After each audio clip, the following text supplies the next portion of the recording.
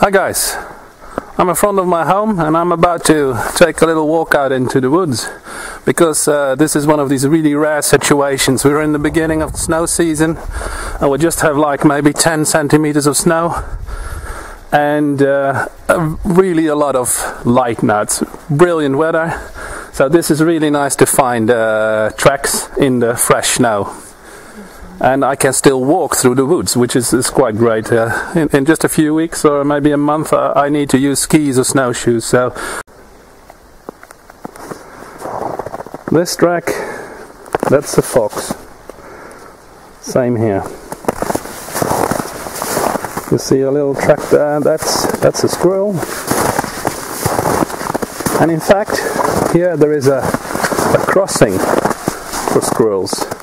Of course, you know, we feed birds and stuff with sunflower seeds, and the squirrels, they like it. So here you see a complete crossing straight over the road like this. And there it goes.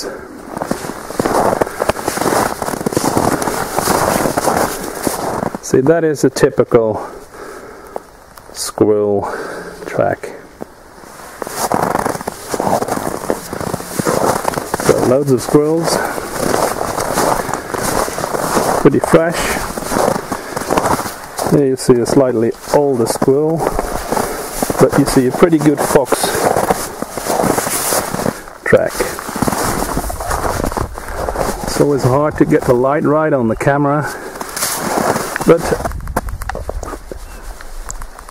crisscrossing over the fox track, that's a magpie.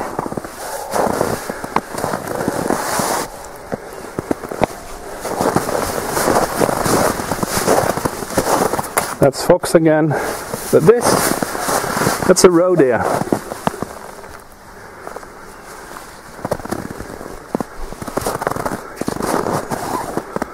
And now I just walked about 20 meters from my home.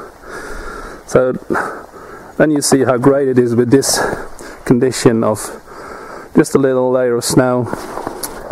Great weather. But yeah, I'm not going to play around here, I'm going into the forest, so that's the way we're going. See you later.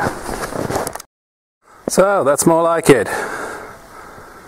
Really nice in the middle of the woods. And it's absolutely great weather. Well, nature observation in itself is an art, and it's more like a feeling. You have to get into that. And before you can start seeing animals and finding the tracks and so on, you need to kind of tune in into this. You need to be really relaxed. I always say to my students, leave your brains here at the door, you won't need them. Of course, that's a slight generalization, but what I mean is you don't need all this thinking all the time. You need to open yourself up and sharpen your senses, and a lot of this is based on intuition, so you have to be in a state where you're open for that. Another thing that's pretty interesting is that the way we walk.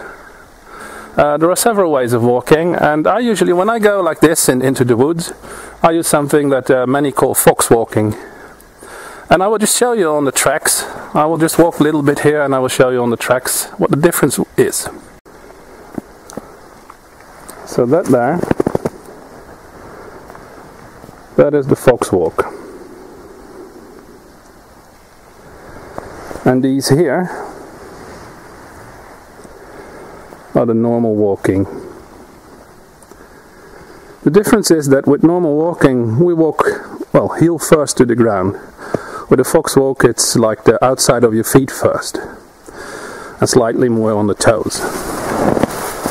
So comparing these, you will notice, I will just go between them now, because the snow shows this pretty good. There is much more energy going into all kinds of movements of the foot.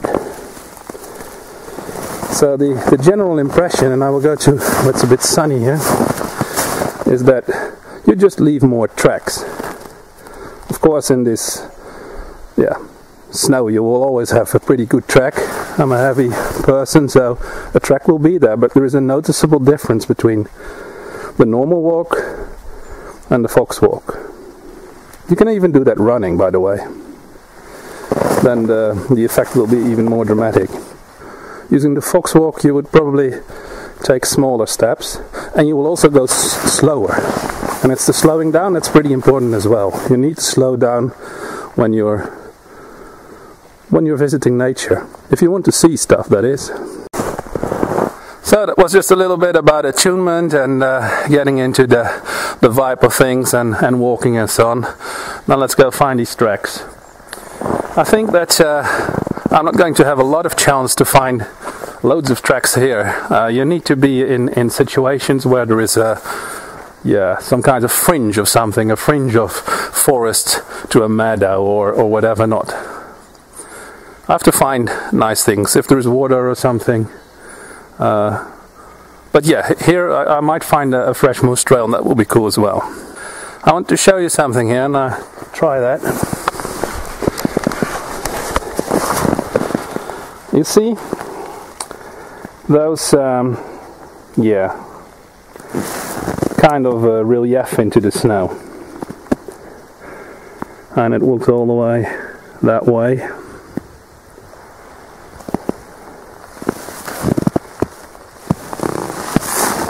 And it's maybe harder to see, but it comes there. What it is 2 moose have walked here. And they have walked here for some days ago. That was before most of the snow fell, but there already was a bit of snow.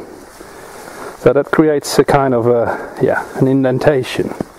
And you see it really good here right now because the light is perfect. Snow is really a bit special like that, because if you're out in the snow, if it's like a clouded day, no real sun, you won't see anything. There is no relief there, and no contours.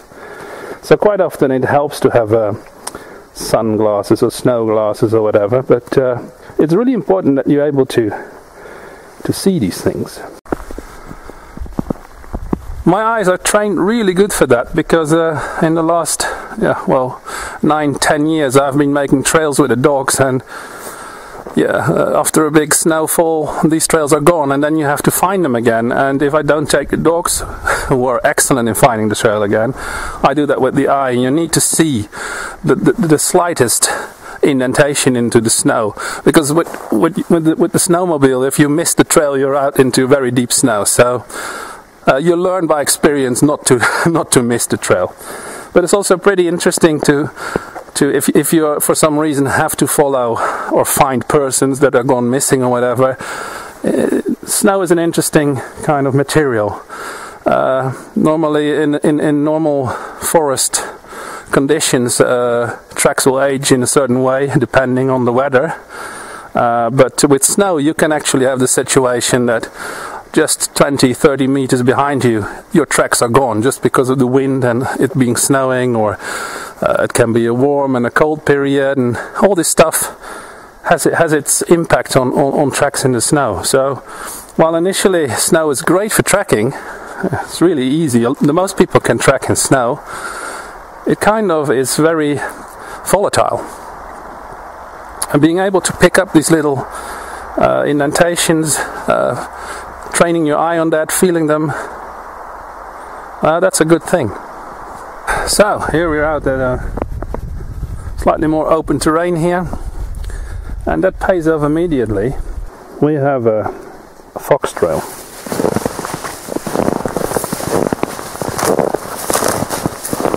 And animals, they like following trails as well, because it just walks easier. So, but apparently this fox here really had a purpose, because this trail is going a long way, so I'm going to follow that a bit, see if we have some interesting bits. There is some snail inside of the track, so I'll try to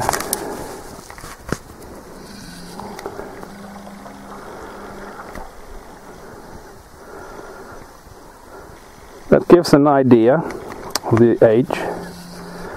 It hasn't been snowing for about 1.5-2 days.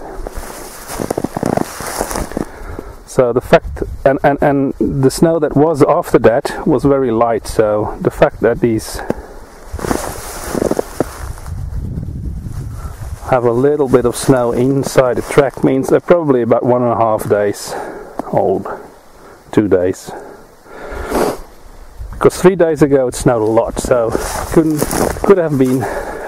not have been older than that. But certainly not 1 day. It's more than 1 day. It's about 1.5 or 2 days. This is a bit interesting. Yeah, there is a new trail coming.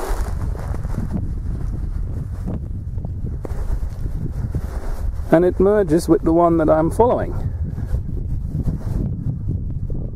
And just from this vantage point, it doesn't look like there were two animals straight on. So it's interesting to see what actually is happening. That's about the whole idea with tracking. What happened here and what is it telling me? That's what it's all about. So let's find out. So first of all, this new trail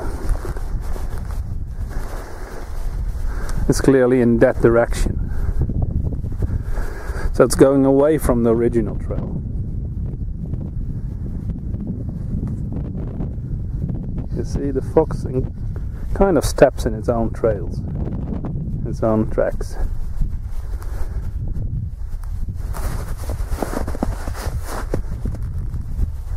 And that's why they call it fox walk. A fox always puts its feet almost in a straight line as well. We are back here at the fork. This trail, the one that we were following, is clearly in that direction. So it looks like maybe the same fox somewhere turned and went back in its own tracks and decided to go, well, this way instead.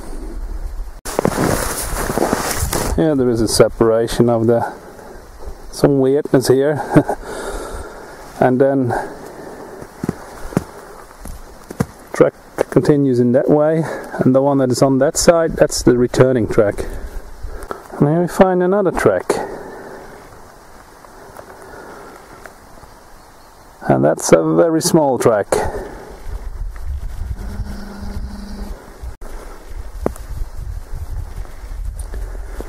And those tracks are about animals that the fox probably likes a lot.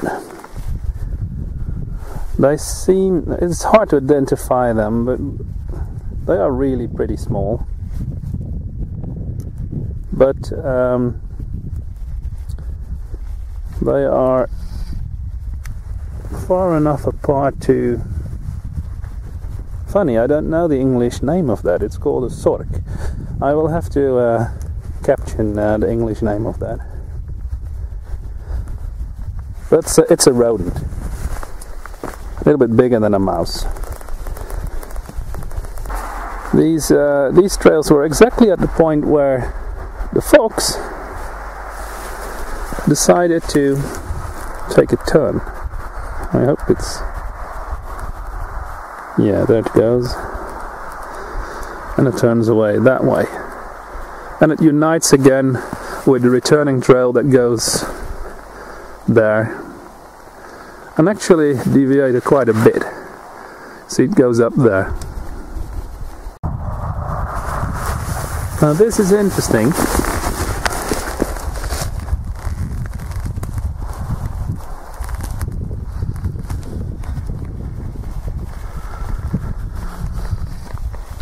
The shadows are playing a bit here. But this is clearly the impression of a bird.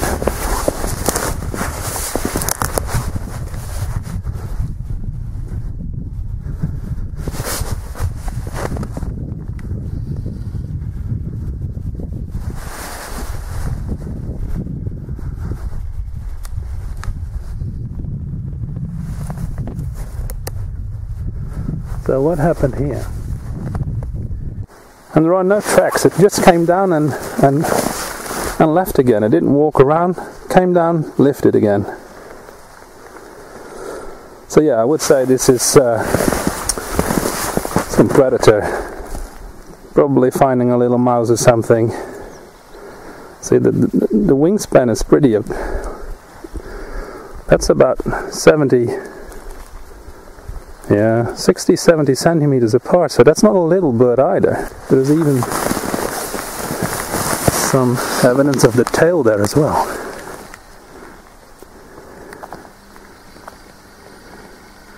See that there? It's probably hard to see. All this light around. This is really cool. And that there, that's a hare.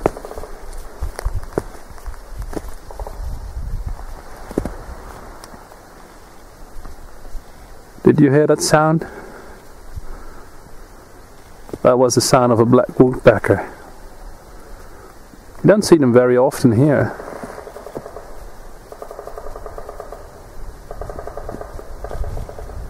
That's a really big one. Awesome. Okay. Back to this. You see the hare came in here and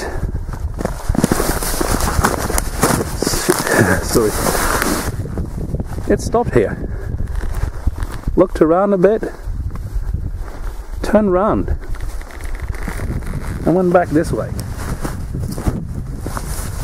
Maybe because the fox was coming. I don't know, these tracks are about just as old, the same time frame as the fox, so clearly that would be something he would be a bit afraid of. But anyway, let's see what that takes us. And you see a lot of stuff happened there. That's usually what you call an indicator track. It takes a pretty large jump there and a huge jump over here. And from there, a pretty big jump here. Yeah, then there was a really big jump again to this place, all the way here. So yeah, he was certainly fleeing here.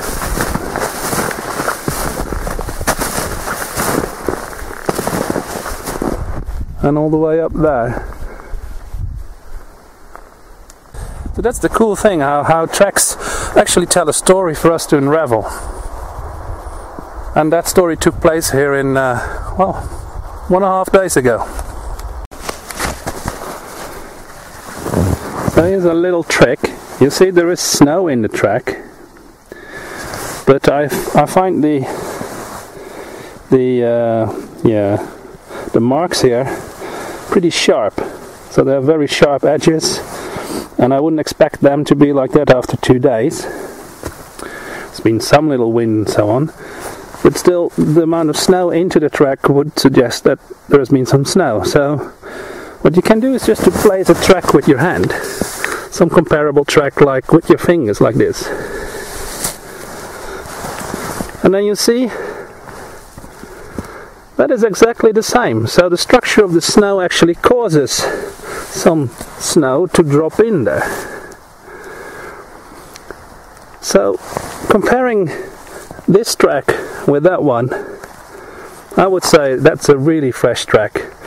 In fact, they look so similar that it was just maybe a question of minutes. He maybe heard me, but clearly these are not fleeing tracks or panic, so it can be a bit longer. This is also a good indication. You see there is a little plant there, some common heather. And clearly the fox has been standing on it, and there as well.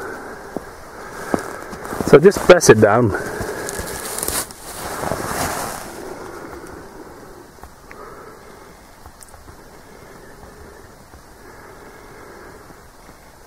You see that straightens up really fast.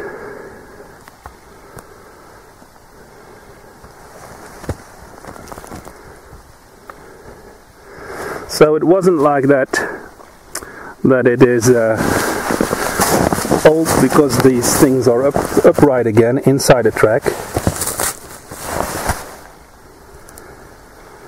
they just come up really fast. So if you're a fan of pressure releases, you will have something to study here. Here the fox takes a really sharp turn,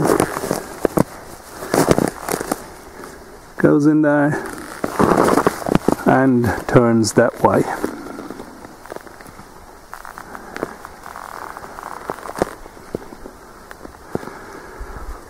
And there you see, pretty interestingly, how the forces in the track react, how the snow reacts on that. There's a little bit of a cave there, bit of a cave there, and a ridge. Snow is a bit weird like that. It doesn't really react in the same way as sand. It's all very light and fluffy and loose material as it is now. But you can watch this stuff for hours and investigate. It's all about finding the personality of the soil, and in this case it's about the snow. So yeah, the fox sharply turned and went into the forest that way. I'm going to follow this slightly wider trail through the forest that way. First of all, I don't want to chase the fox really. All this indicates to me that he's only minutes ahead of me. You saw that when I used the finger, it was exactly the same type of imprint I left. So I'm going to follow this trail in the hope of finding some other tracks. So here there is another fox. This one is older, but it's easily to get confused by that, because these prints are much nicer. You see much more detail of the actual, I hope you see much more detail of the print. But let's do that test again. So here you have this really nice defined print, and if I take like my fingers and put in here and go out, you see it's not at all that defined, not in the same way. The snow is lying in there pretty loose. Here it's like really nice, and if you feel it, you feel that's really hard. So that imprint is made in the snow when it was slushy, and it's frozen again, and the little bits of snow in there, now I put some extra there because I touched it, but they fall on that on later. So this is actually a trail again that's somewhere between, I would say 2 days, between 2 and 1.5 days, because we had a slightly warmer afternoon when it would have made this slushy imprint that was able to freeze then again. So it's a pretty good difference. This is the fresher one, this is the older one. Well, at least we had sign of a moose. I almost fell over this. This was under the snow. Couldn't see it.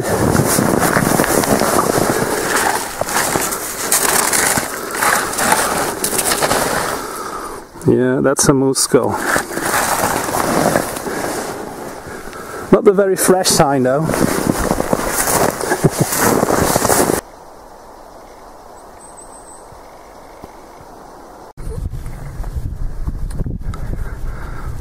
Found another kind of track, and that was a roe deer.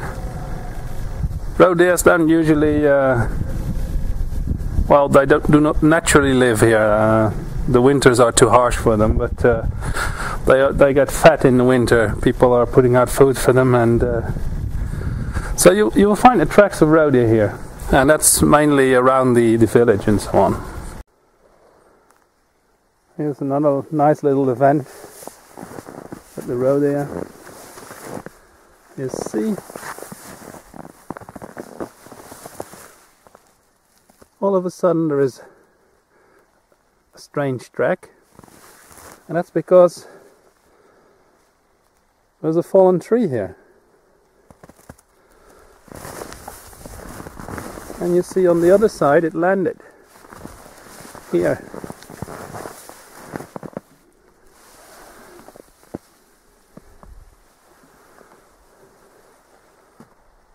That's almost a 2-meter jump. He didn't touch anything on the fallen tree. So he really took a nice jump here. Landed here. So here the road there tracks got crossed by what is unmistakably a mouse.